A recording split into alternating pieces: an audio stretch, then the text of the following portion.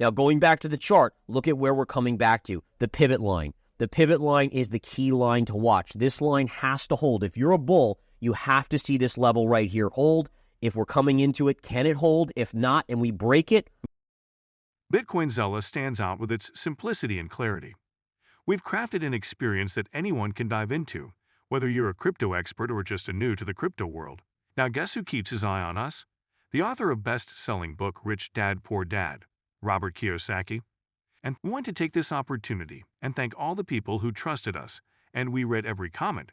And the best part, it's free. Subscribing now means you will get all new information for free.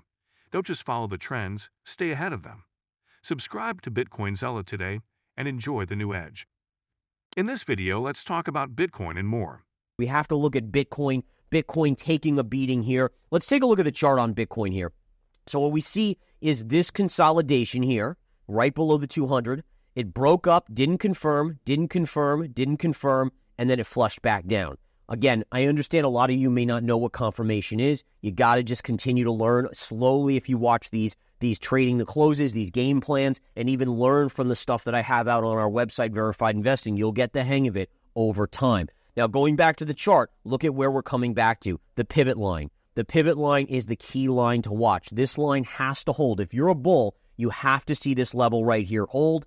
If we're coming into it, can it hold? If not, and we break it, likely downside to about the low $50,000 range. But the bias is a hold, right? You have to go with what is there. It's still support. Respect that support until it is broken. Therefore, you would anticipate probabilities favoring a bounce off of this level here.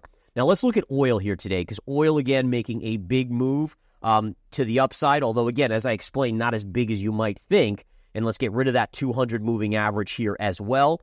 And what we can see here on oil's chart is that we did bounce today, but it is a muted bounce, and it's still keeping price below resistance, right? Here's your resistance line. It was support, hit, bounced, broke, and now this is resistance. So as long as oil doesn't get above 72.50 to 73, then guess what? You look for further downside on oil, even though all of our emotions are saying, oh my goodness, if this escalates even more, maybe it disrupts oil even more.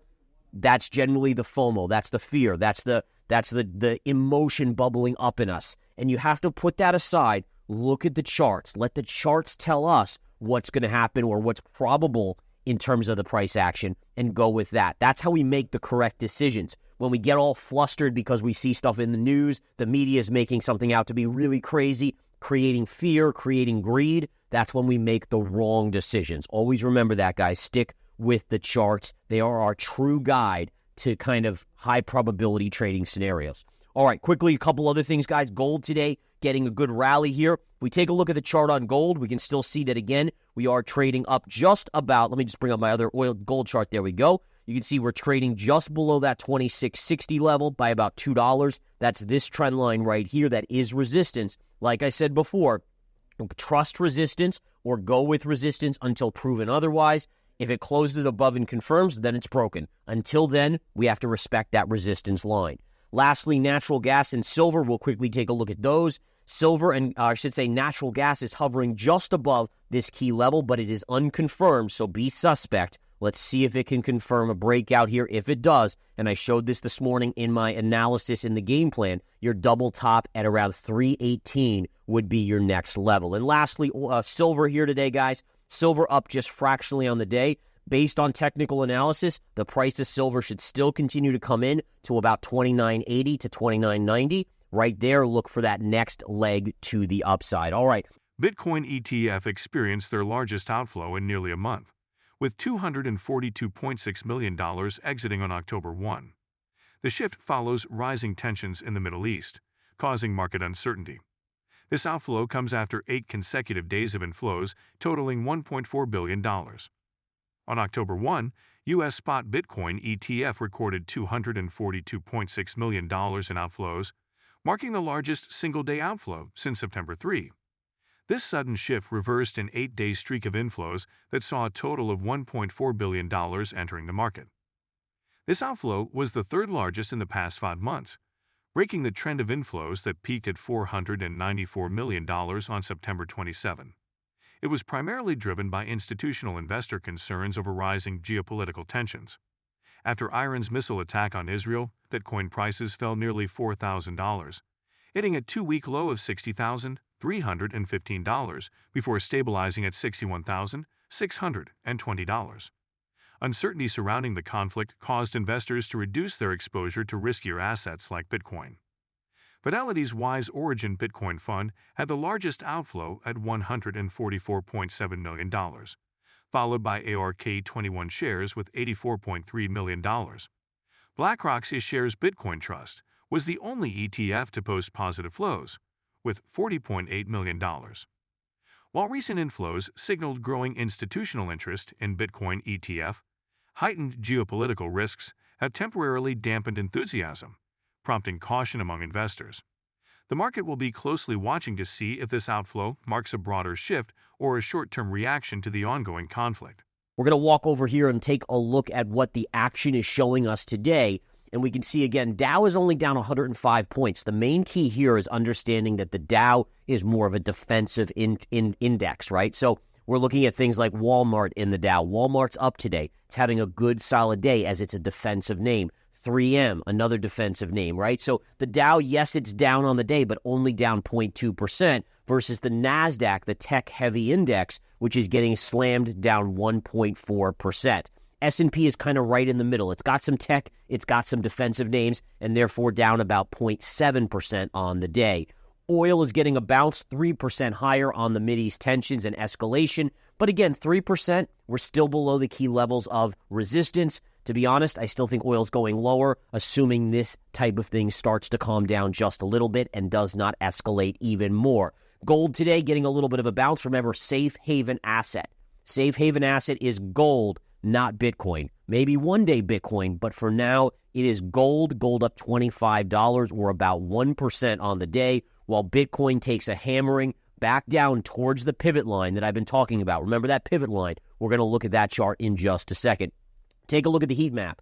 Financials are kind of a mixed bag. Healthcare, a mixed bag. You see, again, even in the retail sector, there's Walmart, there's Home Depot. Home Depot up as well. But if you look over here, the big boys, the big trillion-dollar names, Apple down 3%, NVIDIA down 3.5%, Microsoft down 2%, Meta's gaining a little bit after some upgrades today, and Google also gaining just a little bit. But again, technology's taking the hit today, the brunt of it, the NASDAQ again down the most, while we're seeing other areas of the market become more defensive. Okay, so we do want to go into the intraday chart of the S&P 500 here. And again, if we look at the S&P 500 as we move back to the charts, we can clearly see that we're seeing some price action into the end of day selling. And I want to explain this, right? So we had the early sell-off. This is where we opened, by the way, right here. So we had yesterday's close. This was today's open. You can see as the missiles started to fly and Mideast tensions continued to escalate, the market sold off. We then got in this kind of sideways choppy area, right? Watching to see if things were going to escalate even more. It looked like things might be calming down a little bit. Market saw a rally. So why are we rolling back over a little bit into the close today? I'm going to tell you right now.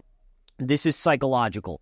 So you have investors that were buying here for a bounce, or any investor out there that bought some today, and now they're thinking to themselves, wait a minute, markets are going to close here in the U.S., and I'm not going to be able to unload this position till tomorrow morning, which means you have a whole 12-plus hours of issues potentially that could broil over, right? That could start to cascade even into a worse scenario. So what it does is it causes some end-of-day selling as people don't want to hold overnight in case the risk of something happening does occur, right? So that's, again, why you're getting that little late-day sell-off to the downside with markets, again, trading just off of the lows by a little bit. Solana's native token, Sol, saw a 9% price correction after hitting a 7-week high of $161.80, but recent network activity points to a strong recovery. With decentralized application, DApp, volume surging by 46%, and several high-profile projects on the horizon, traders are optimistic about Sol's potential to reach $180. Sol briefly touched $161.80 on September 29 before correcting, but the network's positive momentum remains intact. Solana boasts one of the largest total value locked, TVL, among blockchains, with $5.5 billion in deposits. Additionally, Solana offers low transaction fees at just $0.02 compared to Ethereum's $2.50, making it a highly competitive option for users. Solana's decentralized applications have seen significant growth in recent weeks, with dApp volumes increasing by 46%. Key contributors include Marinade Finance, up 66%, Pump.Fun, up 93%, and Solend, up 143%. Active addresses interacting with Solana's smart contracts rose by 13%, reflecting growing user engagement. Institutional investors like VanEck predict that Sol's scalability will drive further adoption in areas like stablecoins and remittances. Additionally, Solana Labs' partnership with Google Cloud for gaming APIs and the upcoming Solana-backed Seeker smartphone launch are expected to boost network demand. With strong fundamentals and network growth, Sol could be on track to reach $180 or higher. If you've been with us so far, a big thank you. Don't forget to subscribe for free to Bitcoin Zella for your daily news. The link is waiting below. That's all for today's crypto news. Stick around for more updates, insights, and analysis on cryptocurrencies. Share your thoughts in the comments, like this video, and subscribe for more exciting content.